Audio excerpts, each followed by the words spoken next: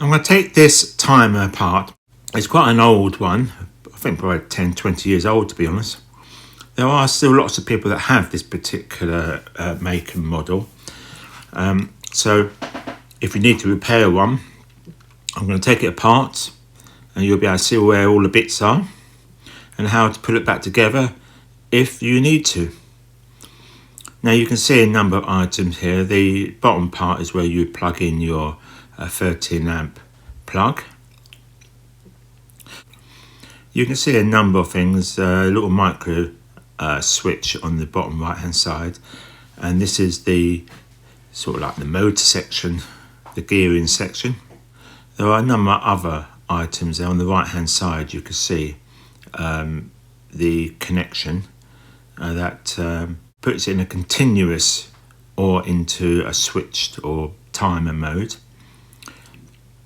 These are the usual things that you have on a 13 amp plug or socket. That simply stops you from putting your fingers inside. Now here what I'm doing is taking the main timer segments off. It's not that straightforward, but you can take it apart, and obviously if you can see what I'm doing, if you take one apart, at least you'll know how to put it back together, hopefully.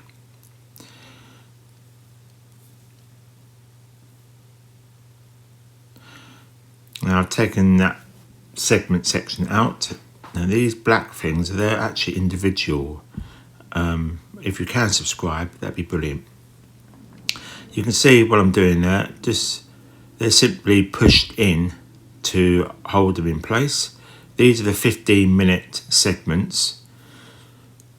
I'm just taking them out, showing how easy it is to take out, and of course I can put them back in as well. Just make sure it's around the right way, and then you can push them in eventually.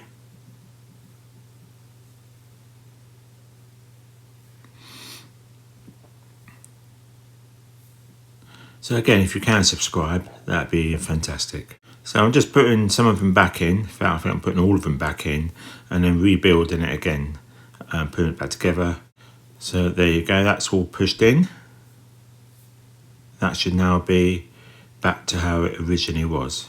So I think you can see what I'm doing. I'm pushing all the segments down and then putting it back into its casing and the little 24-hour timer control. Now that has to be set up accurately, otherwise it won't work properly. So make sure it's around the right way. Push it into place. There you go. So that's now working. Now the reason why it's moving is because you need to put in another segment, which I will hopefully show you later. I'm just showing you the mechanism, the little timer section. Again, if you can subscribe, that'd be great. There it is there. Now I haven't taken it apart, but I think you can see how it's put together. That button on the right hand side is for continuous timed section.